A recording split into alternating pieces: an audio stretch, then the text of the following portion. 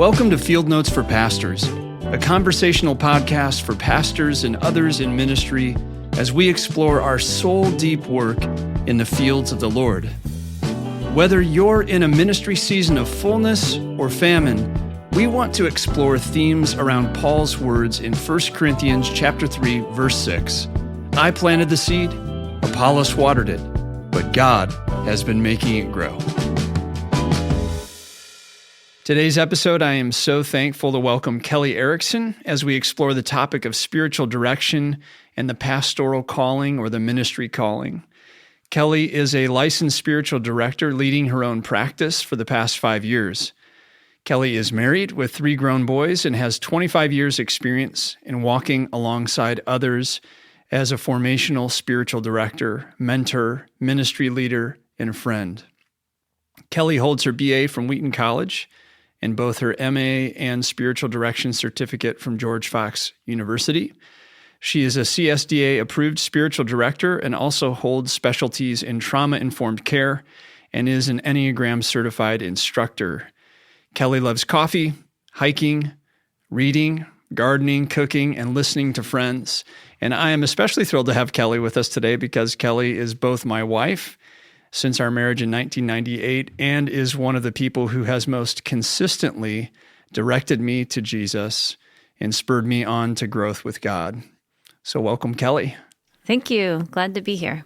Thanks for being part of this with me. I'm just wondering if you can give everybody who's listening just a little background on what you're up to now and perhaps also your background in ministry, just so people have a context for what you're talking about. Okay, sounds great. I right now am having my own spiritual direction practice where I meet with people. Usually I meet with them once a month. And mainly I have a lot of people in ministry who I meet with, a lot of women in ministry. I have people overseas who are doing missionary work, and I have people doing college ministry and pastoral work. I also have some directees who are doctors or psychologists or in other areas of work. So pretty much a full range of people that I meet with on a monthly basis. And when you talk about spiritual direction, what is it? How would you define spiritual direction for those who might not be as familiar with it? Maybe just give us a little insight into what it is, how you define it generally, and then maybe a little bit of insight into how you uniquely practice spiritual direction, because I found that every spiritual director may have a little bit unique approach to this. So what is it and how do you do it specifically? Yeah, I would say that spiritual direction is a place where you meet with another person and they listen fully to you, but they're also listening to the Spirit and to the divine at the same time.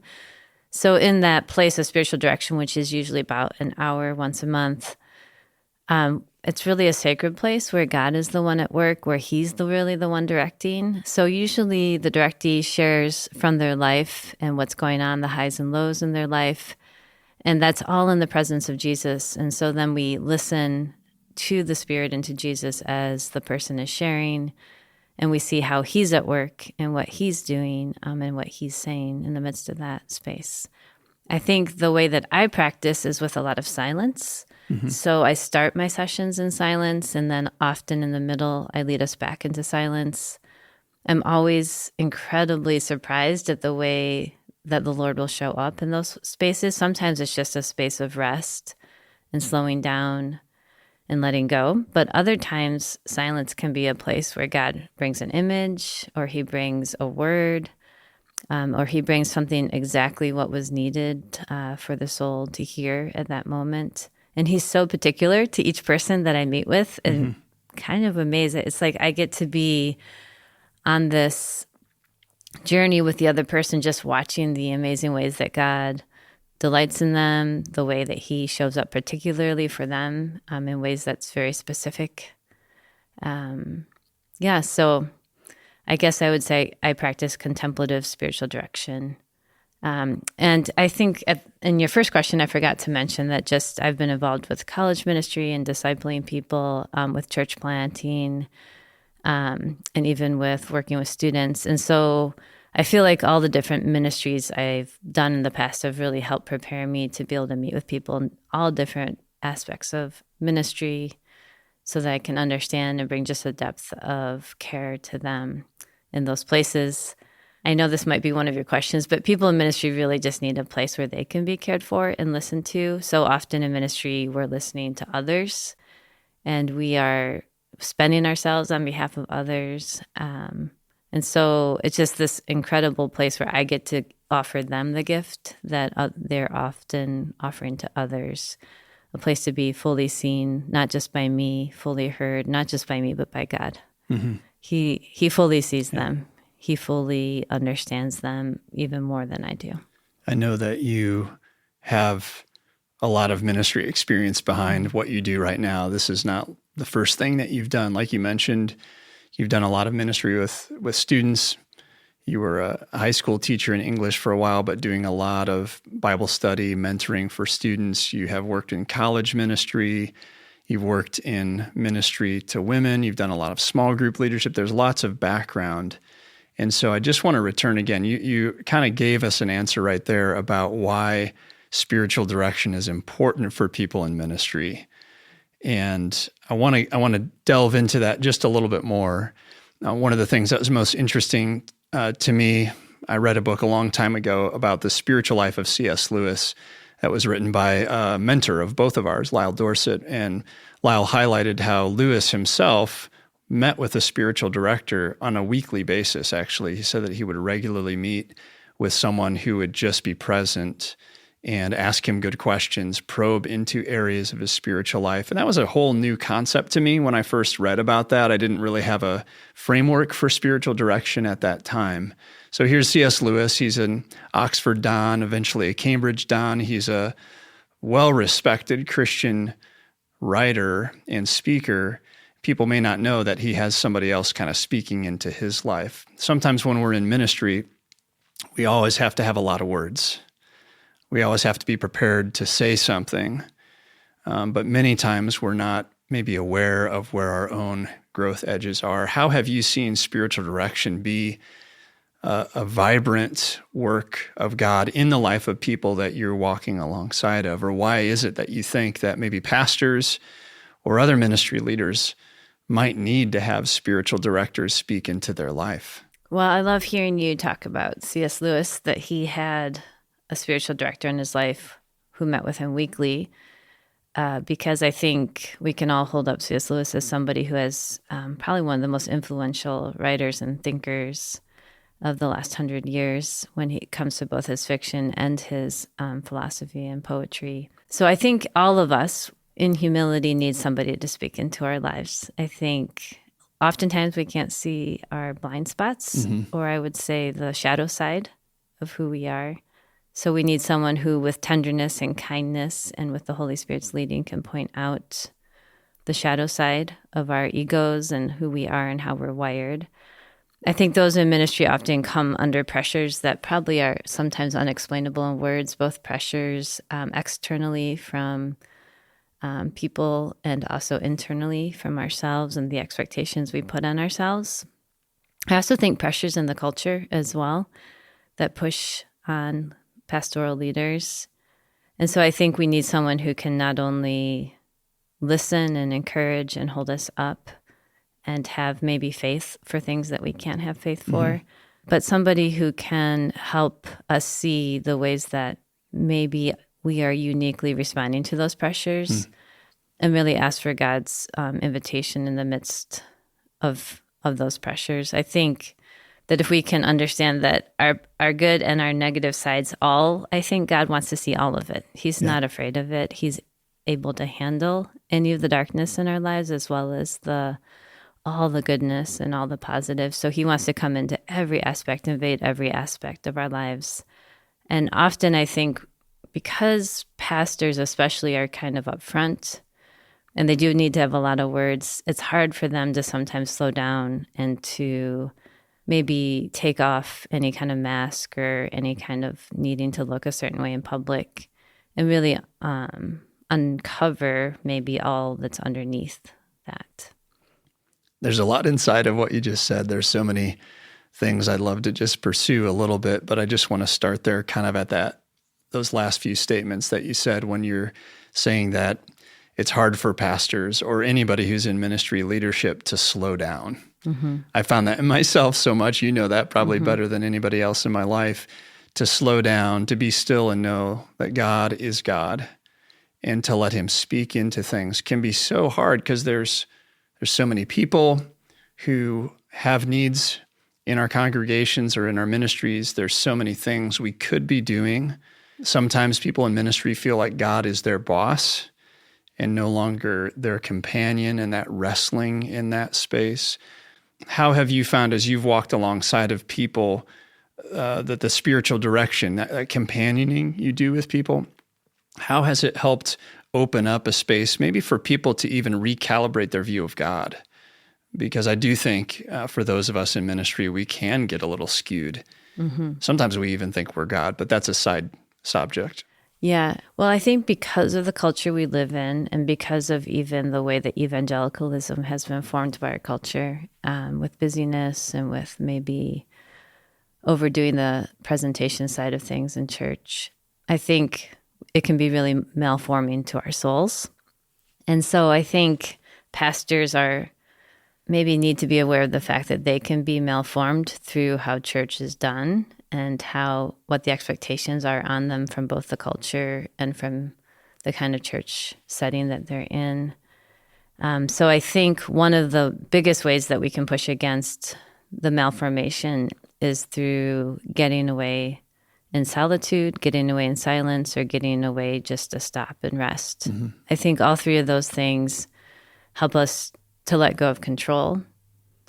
When we're in silence or solitude or resting, we're no longer able to manage or control or direct things.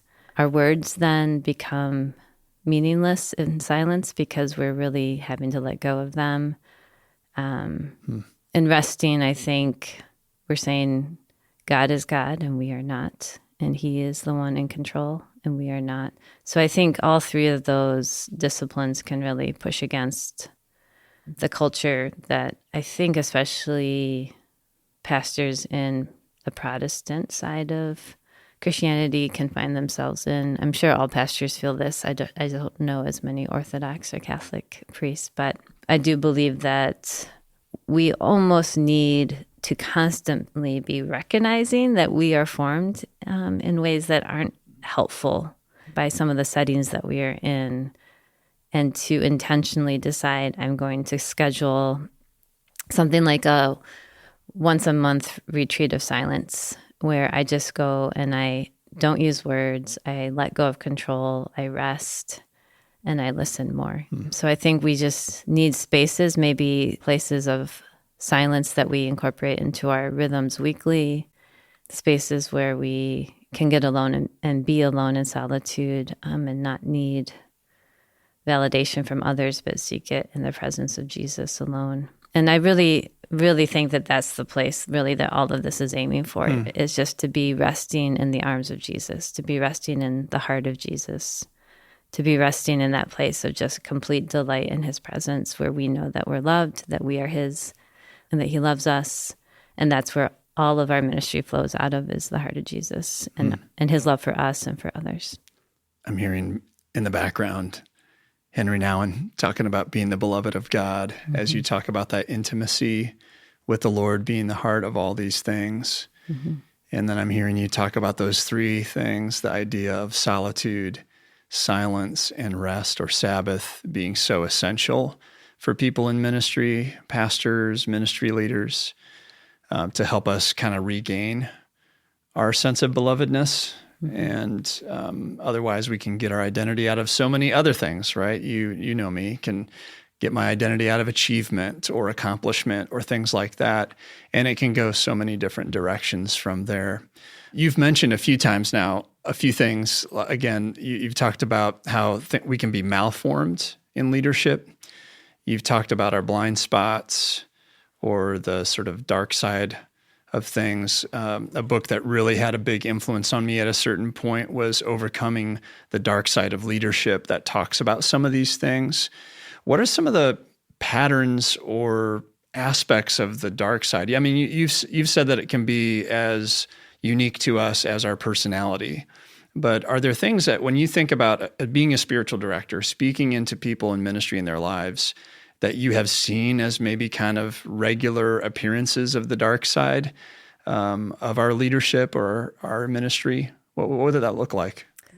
I'll just start with the first one that comes to mind, which is thinking that what we do equates to how God thinks of us. Mm-hmm.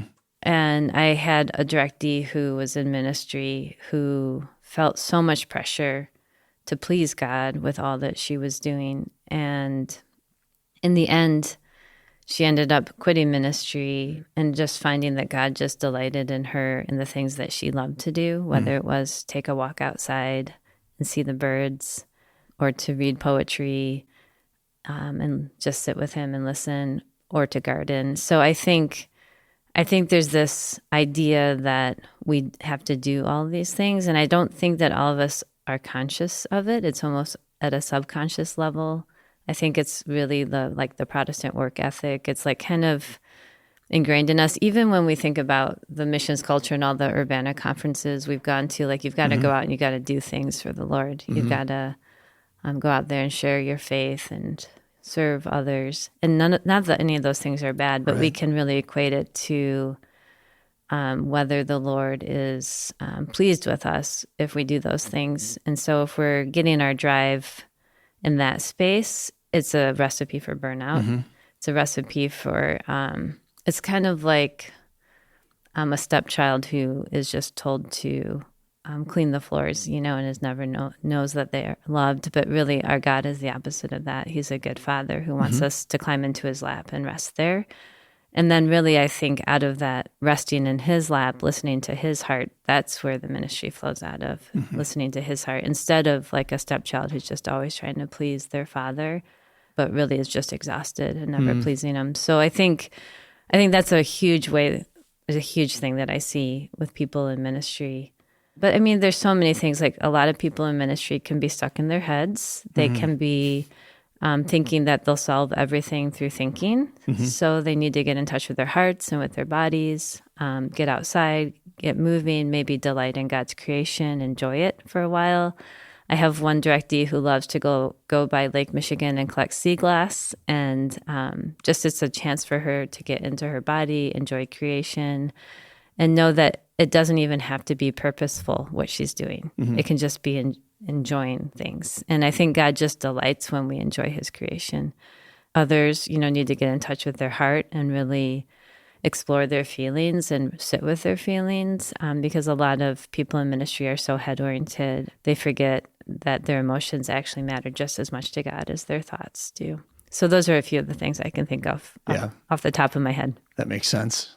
A few of those strike pretty close to home for me. So, you're smiling at me as we're recording this because all of those are probably different things that I relate to. And I think we've also seen others in ministry where their dark side manifests in forms of moving into areas of sin, kind of the classic trinity of money, sex, and power, where people may try to numb themselves. And I think it comes out of the same place. And I know we have walked alongside of people in those sort of situations too, where it's just painful to see. Yeah, I think I did want to actually mention those three things. Go for it. In some ways that might not even be the dark side of our own souls. It is, but it's also the pressures that come with being the person who's running things. So I think there's just always a situation where we can be malformed by being in control of something, by having power. We can almost become numb to ourselves, and that like we're used to telling people what to do, or we're used to being the one who's giving advice or counseling others. And I think, again, all of it is a way to mask our own needs, like our need maybe to feel significant or loved. Those need to be met in the presence of Christ. And if they're not, then yes, money, sex, and power. I think those are huge pitfalls to be aware of for pastors, but for any of those in ministry and really any of us, but especially for those who I think have a position that could malform them. Yeah, sometimes they come in the form of temptations to have kind of a hidden life that's over to the side, that's full of darkness. And then other times it feels like it's more out there by someone using their power to get access to these things. And it's just, another form of the darkness. And I know for you as a spiritual director, and I know spiritual director I meet with is asking those probing questions to get into some of this territory with us.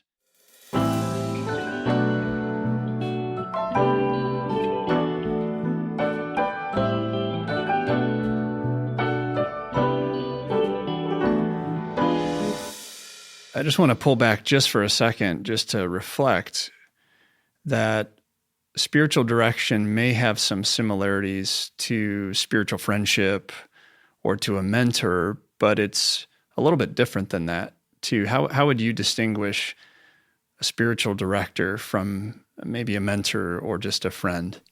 Yeah, I think there's a real sacred and holy space in spiritual direction where it's not just friendship where you're companioning somebody, because really the spiritual director should be listening to the Spirit the whole time. And the spiritual director is not just a mentor or a friend because they're not giving advice. Mm-hmm. So they're really trying to stay in touch with what Jesus or the Holy Spirit are saying in that present moment, but also to the directee and to themselves. So they're really staying present to, does the Spirit want to pause here and go to silence? Mm-hmm. Does the Spirit want to go deeper in this or not? So it's really more about what God is doing and less about the director themselves and what they think is needed. Mm-hmm.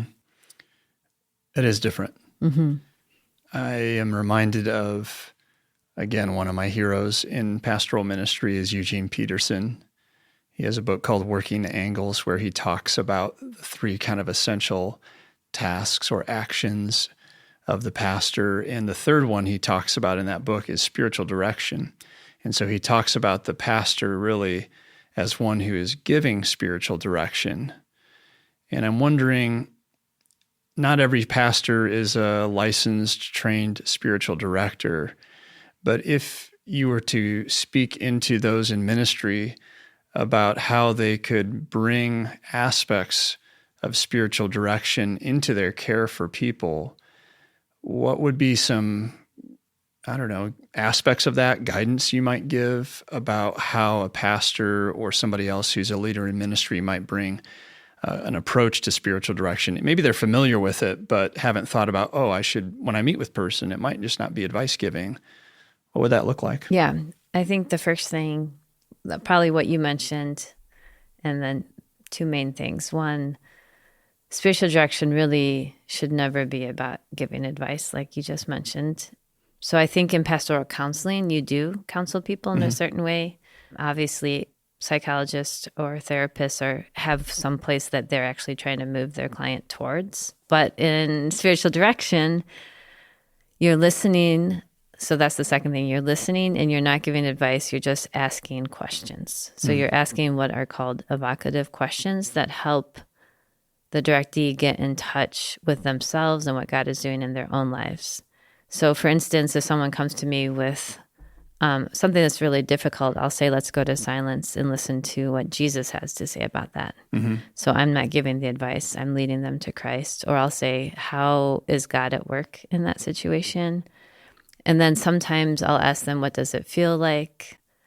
How would you describe the presence of God? What does it, like if you were to touch it or describe it in a picture, what does it look like? So it's asking questions that help them to get in touch with what God feels like for them, what his sense is like for them. Basically, I always feel like it's so much more powerful when somebody can learn anything on their own. So if we want it to stick with them, we don't tell them anything. We ask questions and let them discover it for themselves. I'm hearing a pastor in my head who is saying, wow, that sounds really like touchy-feely, like I want to bring people just back to the Bible. I just want to tell them they need this or that thing. Why should I be asking those kind of questions? Like how is, I hear you saying, well, this should be something they get a hold of God themselves. What you're trying to do is kind of lead them into connection with God. But yeah, some pastor might be very mind-oriented or theologically oriented, saying, "Oh, there's not enough substance there." What would you say in response to that?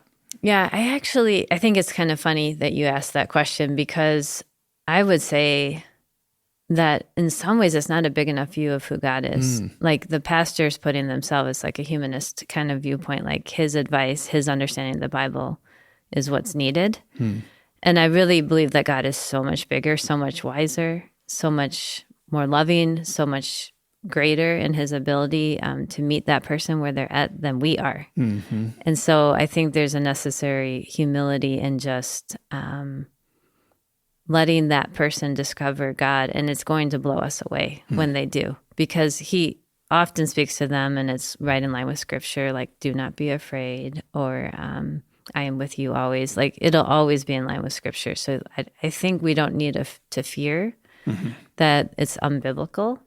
But I do think we need to take ourselves out of the picture more and let the God of the universe, who's powerful and so much more loving and so much more capable than we are, to actually be the one at work and speaking. So maybe it's actually the pastor who's getting in the way. Right, exactly. And maybe the question behind that question, or the thing behind that question, could be actually the pastor's fear of losing control or not knowing where God is going to lead in this process. So it kind of demands that the pastor himself be walking with God. I mean, to be in touch with the Spirit. Right. And I think that's exactly why I think constantly to be intentional about places of silence for that pastor, because he has to realize those tendencies in himself to be in control, to be the wise one, to be the one who needs to have the answer. And he has to be constantly forming his soul to go to quiet places, to be able to let go of control, to be able to let go of his own wisdom and advice and words, and to get to that deep place that God is so good and so powerful and so loving and just so intimately caring about each person, that he can rest in God's care and goodness instead of in his own ability have the right thing to say. Let's travel down that road for a minute about the pastor getting into that place of solitude and silence. I'm just going to not assume that anybody who is listening to this is familiar with going into those kind of spaces. So I know that you have worked with a lot of people in ministry, whether they're pastors or other forms of ministry, on entering into retreats or into spaces where they can access that silence, solitude, rest. What would you offer as guidance for people about entering into retreat or solitude as people in ministry? Is there kind of a good rhythm to that? Is there a resource that people should be looking at that might help them? Do they just strike out into a shack in the middle of nowhere? What would you say? Well, I think there's so many different aspects to what you're asking. So I think I'm going to start from small to big, because there's so many levels of what you're asking. But I think if somebody would like to just start learning how to practice silence, I would say you can start, and this is what Peter Scazzaro in Emotionally Healthy Spirituality talks about. You can just start with 2 to 5 minutes of silence a day or every other day. I would say probably at least 5 to 6 days a week. That's pretty nice rhythm of just, you could start with 2 minutes or 3 minutes. And a lot of times when you start with silence, it's really painful because we can have 1,000 thoughts rush in for that whole entire 2 to 3 minutes. But what I like to do is come back to one word, and I use the word Jesus. But you can pick any word that helps center you on God. And really, you're trying to let go of every thought, of everything that you need to do, and even images at this point. So you're letting go of anything that's from yourself, images, thoughts, prayers, words, agendas, and you're just trying to sit in silence for 2 to 5 minutes, bringing that word back, Jesus. And what I find in those 2 to 5 minutes is that we're letting go of control, we're letting go of agendas, we're letting it go of our need to fix or do or say something, and we're learning just to rest in him. So that is something you can do daily. I think that, we can practice Sabbath once a week. So I'm going to the next weekly. And in Sabbath, we can pray and play. So we can enjoy things. We can enjoy good food, friends. We can enjoy nature.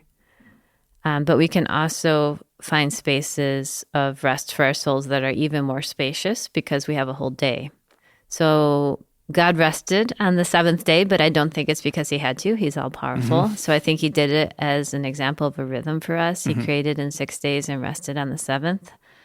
And so I think it's just this place where our soul can expand, where we can journal, where we can read, and where we can practice maybe getting away a little bit more and listening.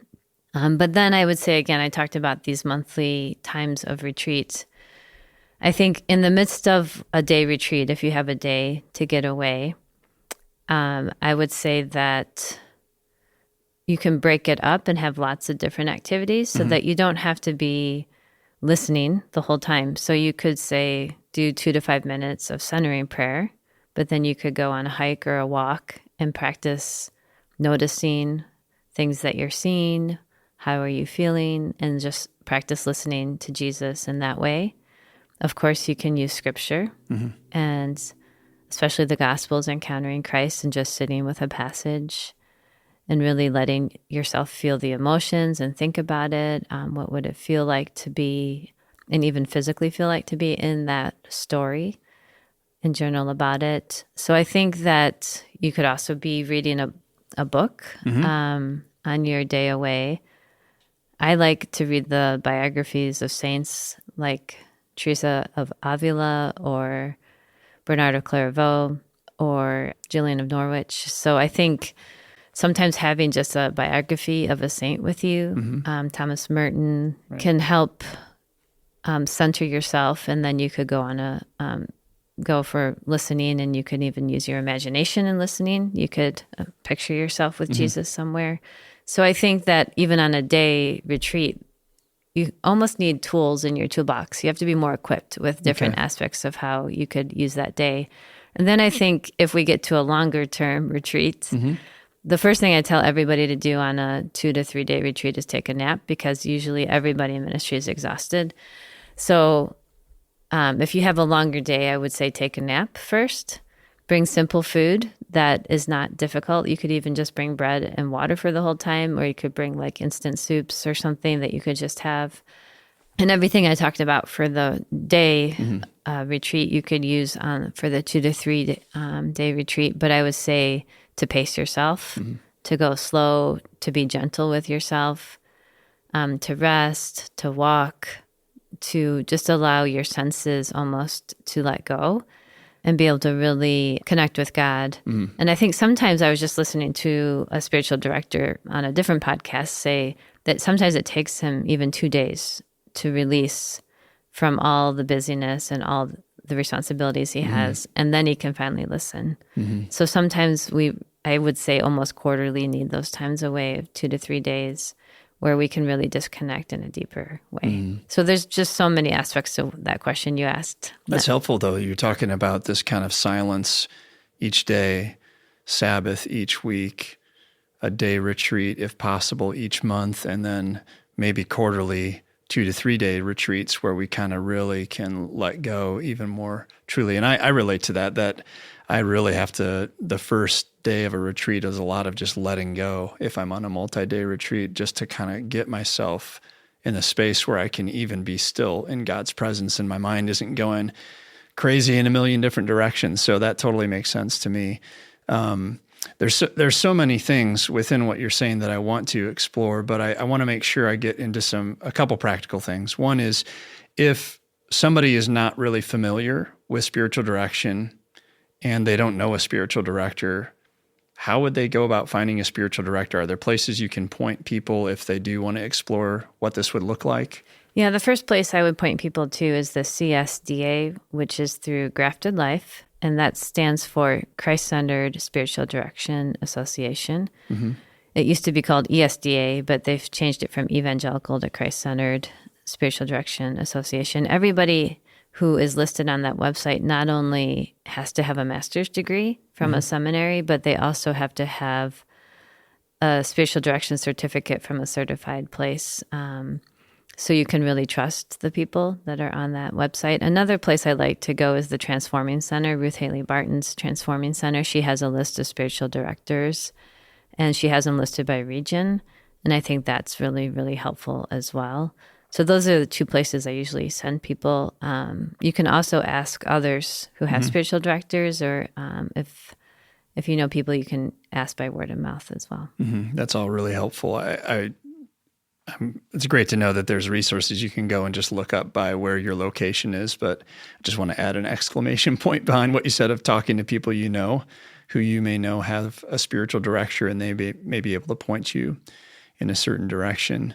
Everything that you're saying here is so good. And I just want to, as a pastor, for more than 20 years at least, say to anybody who's listening, if you have not thought about looking into spiritual direction for yourself, I would highly, highly recommend it. And it is not a sign of weakness to need somebody else to speak into your life. It's a sign of strength to know you're a human being, and you need also to have people pastor you. And if anybody asks you about it, you can say, if C.S. Lewis needed one, it's not bad for me to need one as well.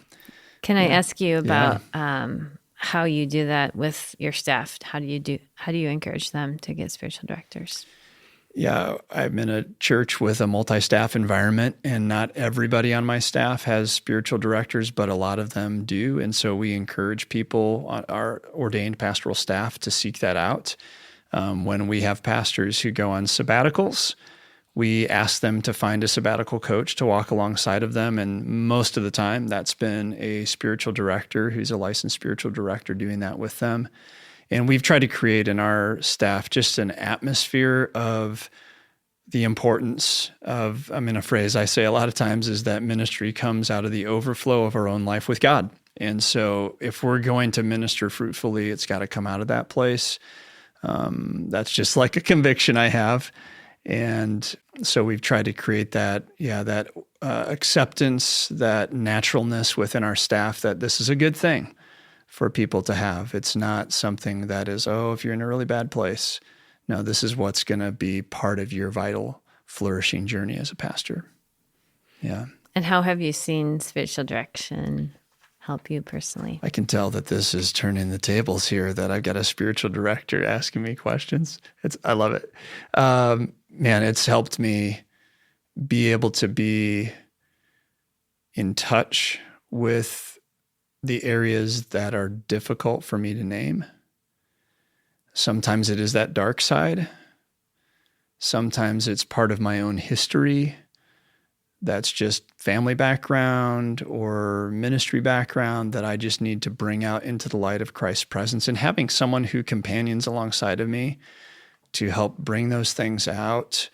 I was in a session with my spiritual director not long ago, and he was not letting me avoid a question he was asking. He just kept bringing me back to face into some intentionally challenging questions about my motivations, or what am I really pursuing in my life? And that's just a gift to have somebody else who has that voice.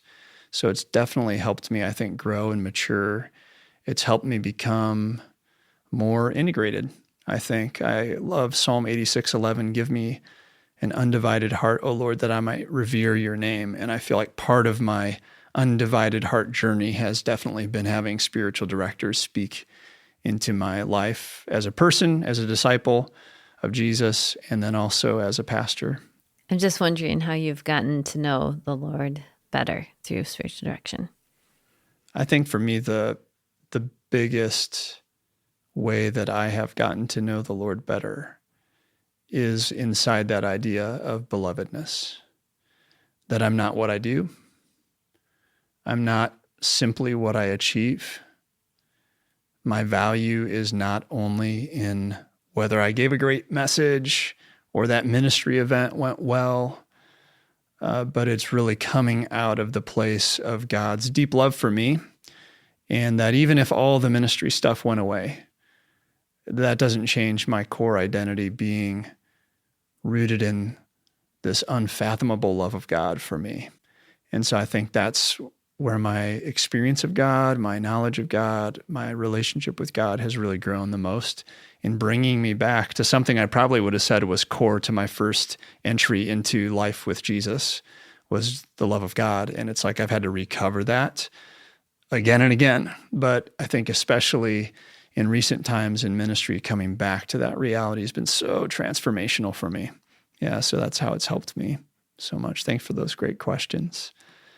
I want to just ask one final thing, because I think it's such a richness. All the guests that we've had on this podcast have so much to offer. If people want to find out more about what you're doing or follow in with what you're doing, where can they find out more about what you're doing as a spiritual director or anything else in ministry?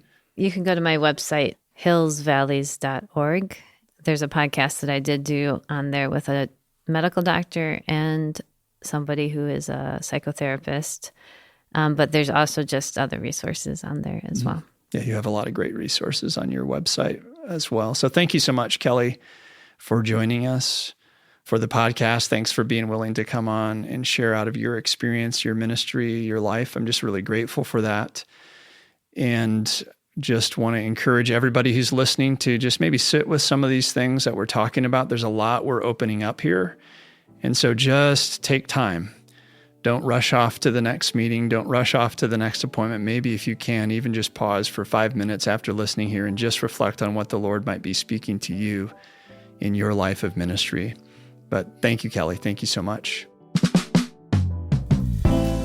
Thank you so much for listening to this week's episode of Field Notes for Pastors. If you enjoyed the episode, please share it with a friend. Give us a like or subscribe to this podcast on platforms where you listen. This podcast is linked with my forthcoming book, The Pastor as Gardener, a renewed vision for ministry, set to be released by Erdman's Publishing on March 24th, 2026. You can pre-order the book anywhere good books are found.